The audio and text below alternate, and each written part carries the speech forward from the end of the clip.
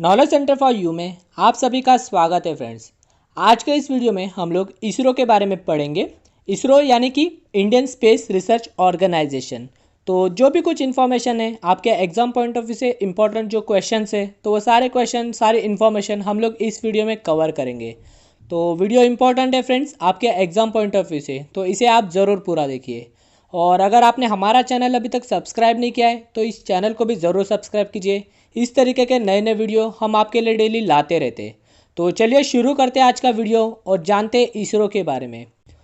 तो देखिए, किसी भी चीज़ को जानने से पहले हमें उसके इतिहास के बारे में पता होना ज़रूरी है। ये इसरो की इस्टेब्लिशमेंट कैसे हुई थी, ये इसरो बना कैसे था, तो इसके पीछे का इतिहास पहले जानते हैं।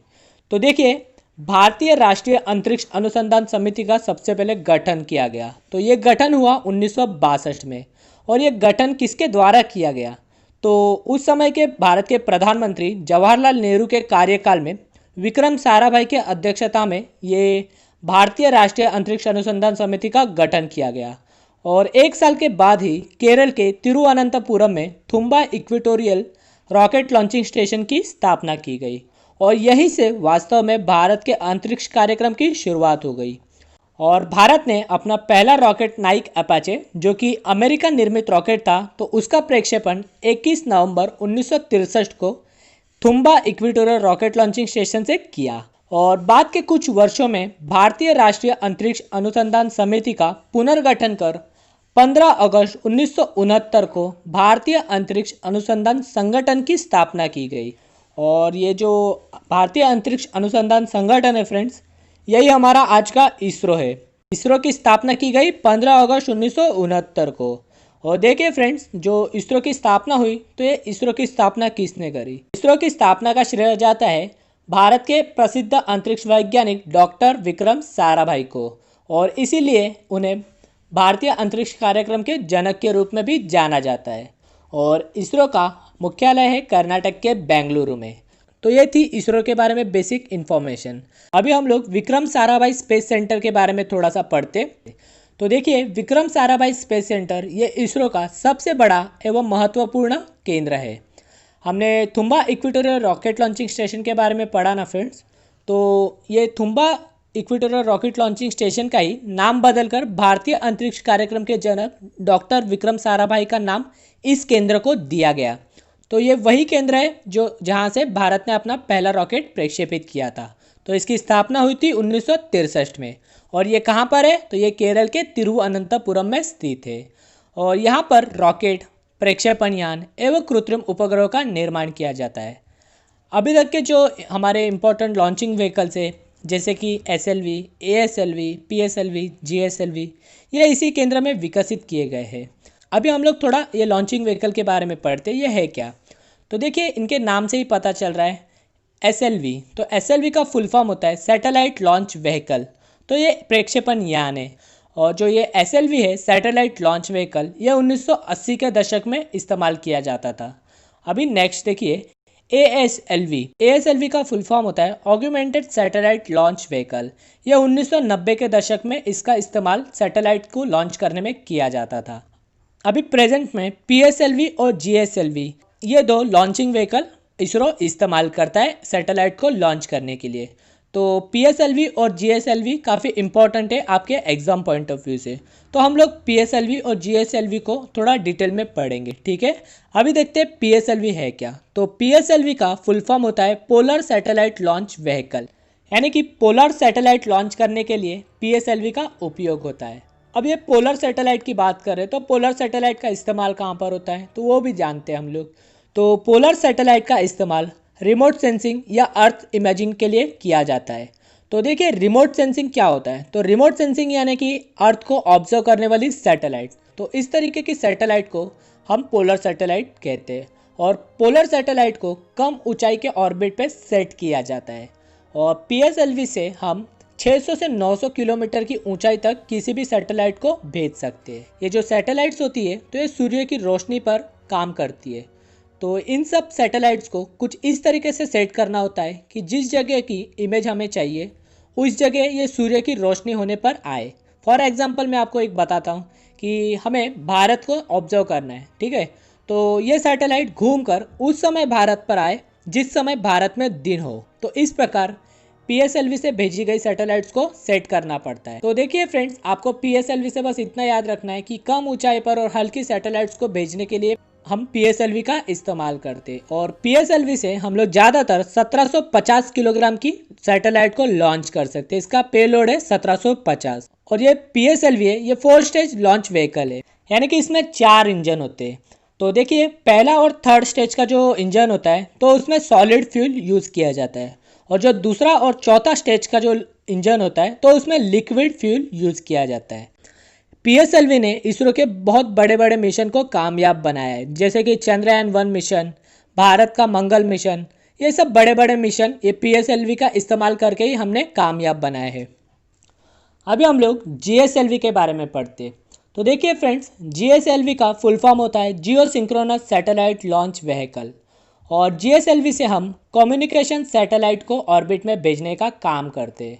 और कम्युनिकेशन सैटेलाइट वो सैटेलाइट्स होती है जिससे कम्युनिकेशन होने वाले यंत्रों को सिग्नल्स मिलने में मदद होती है, जैसे कि टेलीफोन सिग्नल्स, रेडियो सिग्नल्स। देखिए, ये जो कम्युनिकेशन सैटेलाइट्स है तो उनको एक फिक्स जगह पे फिक्स पोजीशन में मेंटेन रखना बहुत ज़रूरी होता है। तो इसीलिए इन सैटेलाइट को अर्थ के रोटेशन के स्पीड इतना एडजस्ट किया जाता है, और इस तरीके से ये सैटेलाइट्स अर्थ के साथ रोटेट करती है और अपना फिक्स पोजीशन भी मेंटेन रखती है। GSLV से सैटेलाइट को 36,000 किलोमीटर की ऊंचाई तक छोड़ा जा सकता है। इसका एलिवेशन 36,000 किलोमीटर तक होता है। PSLV और GSLV में आपको क्या डिफरेंस मिलता है फ्रेंड्स, कि हल्की और कम ऊंचाई पर सैटेलाइट को अगर छोड़ना हो तो PSLV का इस्तेमाल करेंगे, और हैवी सैटेलाइट्स और अधिक ऊंचाई पर सैटेलाइट्स को अगर हमको छोड़ना है तो GSLV का इस्तेमाल करेंगे। तो इतना आप लोग याद रखिए, PSLV कब इस्तेमाल होता है और GSLV कब इस्तेमाल होता है। अभी तक हमने इसरो के बारे में बेसिक इन्फॉर्मेशन देखी और विक्रम साराभाई स्पेस सेंटर के बारे में थोड़ा जाना। अभी हम लोग सतीश धवन स्पेस सेंटर के बारे में भी जानते हैं, क्योंकि ये भी इम्पोर्टेंट है, ये इसरो का प्रमुख प्रक्षेपण केंद्र है, तो आपको इसके बारे में भी जानना ज़रूरी है। सतीश धवन स्पेस सेंटर ये आंध्र प्रदेश के पूर्वी तट पर स्थित है, और इसकी स्थापना की गई थी 1 अक्टूबर 1971 में, और इसका मुख्यालय है आंध्र प्रदेश के श्रीहरिकोटा में। यहाँ से भी क्वेश्चन पूछ लिया जाता है friends, Satish Dhawan space centre का मुख्यालय कहाँ पर है, तो आपको याद रखना है आंध्र प्रदेश के श्रीहरिकोटा में इसका मुख्यालय है। और इसरो यहीं से अपने सैटेलाइट्स को लॉन्च करता है, जैसे कि चंद्रयान-1, मंगल मिशन, चंद्रयान-2 यहीं से लॉन्च किए गए हैं। ठीक है, तो फ्रेंड्स आपको मैंने इसरो से रिलेटेड जो कुछ इन्फॉर्मेशन थी वो इन्फॉर्मेशन दे दिए। अभी हम लोग एग्जामों में इसरो से किस प्रकार के क्वेश्चन पूछ लिए जाते तो उन क्वेश्चन को कवर करते। तो देखिए, फर्स्ट क्वेश्चन, भारत का प्रथम उपग्रह कब छोड़ा गया था? तो देखिए, स्वदेशी तकनीक से निर्मित प्रथम भारतीय उपग्रह 19 अप्रैल 1975 को सोवियत रशिया के अंतरिक्ष केंद्र से छोड़ा गया था। तो इसका आंसर होगा ऑप्शन डी। इस क्वेश्चन से आपको याद क्या क्या रखना है मैं आपको बताता हूँ। तो आपको सबसे पहले ये याद रखना है कि भारत के प्रथम उपग्रह का नाम क्या था। उसका नाम था आर्यभट्ट, और भारत ने ये उपग्रह कब छोड़ा था? तो ये 1975 में छोड़ा था। और ये कौन से देश से, कहाँ से छोड़ा गया था? तो ये 1975 में सोवियत रशिया के अंतरिक्ष केंद्र से छोड़ा गया था। उस समय ना फ्रेंड्स, भारत के पास लॉन्चिंग व्हीकल्स नहीं थे, इस वजह से भारत के प्रथम उपग्रह आर्यभट्ट को लॉन्च करने में सोवियत रशिया ने भारत की मदद करी थी। और ये जो भारत का पहला सैटेलाइट था आर्यभट्ट, इसकी सक्रिय कार्यविधि 6 माह निर्धारित की गई थी, परंतु इसने मार्च 1980 तक अंतरिक्ष से आंकड़े भेजे, यानी कि इसने 5 साल तक काम किया। तो पहला ही सैटेलाइट था ये भारत का, और इसने इतना अच्छा काम किया। अभी नेक्स्ट देखिए, भारत द्वारा छोड़े गए पहले रॉकेट का नाम क्या था? भारत द्वारा छोड़े गए पहले रॉकेट का नाम था Nike Apache. Option C right answer होगा, और ये अमेरिका निर्मित रॉकेट था, और इसको भारत ने 21 नवंबर 1963 को तुम्बा से लॉन्च किया था। अभी नेक्स्ट क्वेश्चन देखिए, अंतरिक्ष में जाने वाली भारतीय मूल की प्रथम महिला कौन थी? तो अंतरिक्ष में जाने वाली भारतीय मूल की प्रथम महिला थी कल्पना चावला, और कल्पना चावला 2003 में अंतरिक्ष में गई थी। और ये जो अंतरिक्ष में गई थी तो उस अंतरिक्ष यान का नाम था कोलंबिया, और 1 फरवरी 2003 को ये जो कोलंबिया यान है धरती पर आने के कुछ समय पहले ही ब्लास्ट हो गया, और उसी में कल्पना चावला जी की मृत्यु हो गई। अभी नेक्स्ट क्वेश्चन देखते हैं। भारत के प्रथम अंतरिक्ष यात्री कौन थे? भारत के प्रथम अंतरिक्ष यात्री है राकेश शर्मा, और राकेश शर्मा 3 अप्रैल 1984 को ये अंतरिक्ष में गए थे और उनके अंतरिक्ष यान का नाम था सोयूज 2। और उस समय भारत की प्रधानमंत्री थी इंदिरा गांधी। तो इंदिरा गांधी ने अंतरिक्ष में गए राकेश शर्मा से जब संवाद साधा तो इंदिरा गांधी ने उनसे एक सवाल पूछा कि अंतरिक्ष से भारत कैसा दिखता है। तो राकेश शर्मा का जवाब था सारे जहां से अच्छा। ये भी आप लोग याद रखिए, एडिशनल इन्फॉर्मेशन है, ठीक है। और देखिए राकेश शर्मा ये भारत के पहले अंतरिक्ष यात्री थे और अंतरिक्ष में मानव भेजने वाला भारत फिर 14वां देश बन गया और राकेश शर्मा ये 139वें अंतरिक्ष यात्री बने। अभी नेक्स्ट देखिए, भारत ने अपने पहले चंद्रयान मिशन का प्रक्षेपण कब किया था? तो भारत ने अपना पहला चंद्रयान मिशन चंद्रयान 1 को 22 अक्टूबर 2008 को लॉन्च किया था और ये प्रक्षेपण आंध्र प्रदेश के श्रीहरिकोटा के सतीश धवन स्पेस सेंटर से किया गया। और भारत अमेरिका, यूरोपीय संघ, रूस, जापान व चीन के बाद छठा देश बना जिसने चांद पर यान भेजा हो, ठीक है। अभी नेक्स्ट देखिए, मिशन चंद्रयान 1 के लिए किस प्रक्षेपण वाहन का उपयोग किया गया था? तो मिशन चंद्रयान 1 के लिए PSLV C11 का उपयोग किया गया था। तो ऑप्शन बी यहाँ पर राइट आंसर होगा। नेक्स्ट क्वेश्चन देखिए, PSLV प्रक्षेपण वाहन में कितने इंजन होते हैं? PSLV यानी कि पोलर सैटेलाइट लॉन्च व्हीकल, ये 4 स्टेज लॉन्च व्हीकल है। इसमें तो ऑप्शन सी राइट आंसर होगा। इसमें पहले और तीसरे स्टेज में सॉलिड फ्यूल का इस्तेमाल किया जाता है और दूसरे और चौथे स्टेज में लिक्विड फ्यूल का इस्तेमाल किया जाता है। भारत ने अपना पहला मंगल मिशन कब लॉन्च किया था? तो देखिए, भारतीय वैज्ञानिकों द्वारा पूर्ण रूप से तैयार भारत का पहला मंगल मिशन, जिस मिशन का नाम था मंगलयान, तो उसे भारत ने 5 नवंबर 2013 को लॉन्च किया। तो ऑप्शन ए यहाँ पर राइट आंसर होगा। और ये लॉन्च कहाँ से किया? आंध्र प्रदेश के श्रीहरिकोटा में स्थित सतीश धवन स्पेस सेंटर से इसका लॉन्चिंग किया गया, ठीक है। ऑप्शन ए राइट आंसर है। नेक्स्ट देखिए, मंगलयान मिशन के लिए किस प्रक्षेपण वाहन का उपयोग किया गया? चंद्रयान 1 और मंगलयान जो मिशन था, तो दोनों मिशनों में PSLV का इस्तेमाल किया गया। चंद्रयान के लिए PSLV C11 का उपयोग किया गया, तो मंगलयान के लिए PSLV 25 का उपयोग किया गया। और ये जो मंगलयान मिशन है फ्रेंड्स, तो इसके बारे में आपको थोड़ी इन्फॉर्मेशन होना ज़रूरी है। तो ये जो मंगलयान मिशन है, तो इसे 5 नवंबर 2013 को लॉन्च किया गया था और 24 सितंबर 2014 को यह मंगल की कक्षा में प्रवेश कर गया और पहले ही प्रयास में सफल होने वाला भारत विश्व का पहला देश बना। एशिया में भारत मंगल पर प्रवेश करने वाला पहला देश बना। भारत से पहले चीन और जापान ने कोशिश तो करी थी पर वो सफल नहीं हो पाए थे, ठीक है। और जो भारत का मंगल मिशन था, तो इसकी लागत थी 450 करोड़। और देखिए फ्रेंड्स, अभी ये इंपॉर्टेंट है, भारत ने मंगलयान 1 तो सक्सेसफुली कंप्लीट कर लिया और जो भारत का मंगलयान मिशन 2 है, तो उसे भी भारत 2021-22 में लॉन्च करेगा। तो ये भी आप लोग याद रखिए। अभी नेक्स्ट क्वेश्चन देखते हैं, शिक्षा कार्य के लिए समर्पित भारत का पहला उपग्रह कौन सा है? तो शिक्षा कार्य के लिए समर्पित भारत का पहला उपग्रह है एजुसेट। ऑप्शन बी यहाँ पर राइट आंसर होगा। और 20 सितंबर 2004 को सतीश धवन स्पेस सेंटर से इसका प्रक्षेपण किया गया। नेक्स्ट देखिए, इसरो का पहला मौसम संबंधी उपग्रह कौन सा था? तो इसरो का पहला मौसम संबंधी उपग्रह मैटसेट था। ऑप्शन सी यहाँ पर राइट आंसर होगा। और इसरो ने इसे 12 सितंबर 2002 को लॉन्च किया था और ये मौसम की जानकारी देने वाला भारत का पहला उपग्रह था। अभी नेक्स्ट देखिए, सूर्य के अध्ययन करने वाले प्रथम भारतीय मिशन का नाम क्या है? तो इम्पोर्टेंट क्वेश्चन है।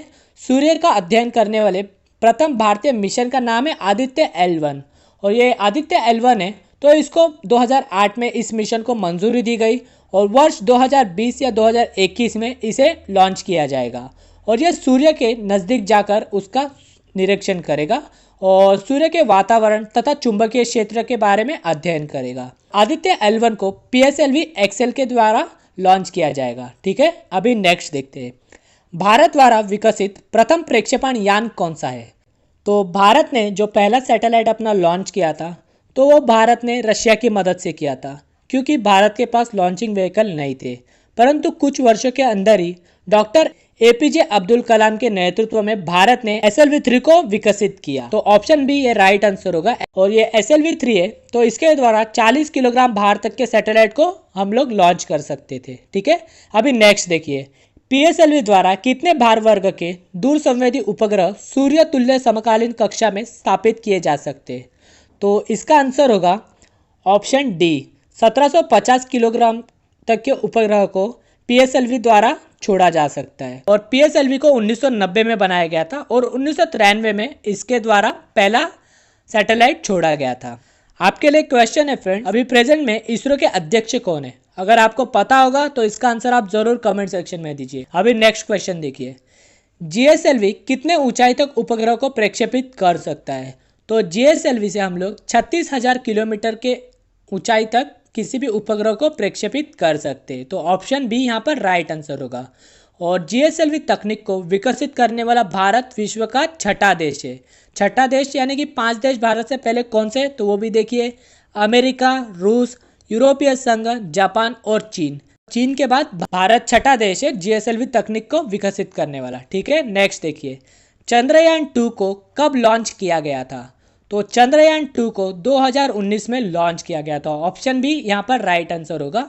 और चंद्रयान 2 के बारे में भी आपको जानना जरूरी है फ्रेंड्स। चंद्रयान 2 मिशन को जुलाई 2019 में आंध्र प्रदेश के श्रीहरिकोटा में स्थित सतीश धवन स्पेस सेंटर से लॉन्च किया गया था, परंतु ये अपने अंतरिम पड़ाव में आकर ये चंद्रयान 2 मिशन फेल हो गया। चंद्रयान 2 से आपको किस प्रकार के क्वेश्चन बनेंगे तो मैं आपको बता देता हूँ कि चंद्रयान 2 कब लॉन्च किया गया था। एक तो यहाँ ये पूछ लेंगे, तो आपको याद रखना है जुलाई 2019 में इसे लॉन्च किया गया था।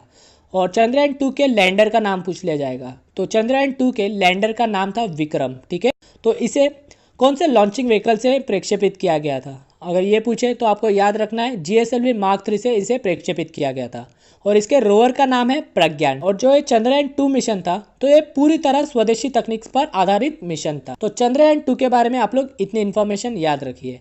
अभी नेक्स्ट देखिए, इसरो पहली बार 3 भारतीय अंतरिक्ष यात्रियों को अंतरिक्ष में लेकर जा रहा है, तो उस मिशन का नाम क्या है? तो काफ़ी इंपॉर्टेंट और काफ़ी बड़ा प्रोजेक्ट है ये इसरो का। तो इस मिशन का नाम है गगनयान मिशन। ऑप्शन ए यहाँ पर राइट आंसर होगा। गगनयान मिशन के तहत इसरो 3 भारतीय अंतरिक्ष यात्रियों को 7 दिन के लिए अंतरिक्ष में भेजने जा रहा है और ये भारत का पहला मानव सहित मिशन है। आज से पहले जो भी भारत ने जो मिशन पूरे किए तो वो मानव रहित मिशन थे। भारत अंतरिक्ष में मानव भेजने वाला चौथा देश बनने जा रहा है। और आज से पहले अमेरिका, रशिया, चीन, ये 3 ही ऐसे देश हैं जिन्होंने अंतरिक्ष में इंसानों को भेजा हो। ये जो गगनयान मिशन है, तो गगनयान मिशन को लॉन्च कौन से व्हीकल से किया जाएगा? तो इसे GSLV Mark 3 से लॉन्च किया जाएगा। ये गगनयान मिशन है तो उसमें भारत की मदद फ्रांस और रशिया कर रहे हैं और इस मिशन को 2022 में लॉन्च किया जाएगा। अभी नेक्स्ट क्वेश्चन देखिए, इसरो की वाणिज्यिक शाखा का नाम क्या है? तो इसरो की वाणिज्यिक शाखा का नाम है अंतरिक्ष कारपोरेशन। ये अंतरिक्ष कारपोरेशन की सहायता से इसरो के जो भी कुछ डील होती है दूसरे देशों के साथ वो की जाती है। तो ये था हमारे वीडियो का आज का आखिरी क्वेश्चन। फ्रेंड्स, मैं आपके लिए इसरो से रिलेटेड कुछ क्वेश्चंस लाया हूँ, उसके आंसर आपको देने हैं। देखते इसके आंसर कौन दे पाता है। तो फर्स्ट क्वेश्चन है, इसरो का हेडक्वार्टर कहाँ पर है? सेकंड क्वेश्चन है, इसरो के वर्तमान में अध्यक्ष कौन है? और थर्ड क्वेश्चन है, विक्रम साराभाई स्पेस सेंटर का मुख्यालय कहाँ पर है? तो अगर आपको इन क्वेश्चन के आंसर पता होंगे तो उसे कमेंट सेक्शन में ज़रूर लिखिए। तो आशा करता हूँ फ्रेंड्स आपको आज का ये वीडियो भी पसंद आया होगा और अगर आपको आज का वीडियो पसंद आया है तो इस चैनल को ज़रूर सब्सक्राइब कीजिए, इस वीडियो को लाइक और अपने फ्रेंड्स को शेयर करना ना भूलिए। तो मिलते हैं इसी तरीके के नए वीडियो में।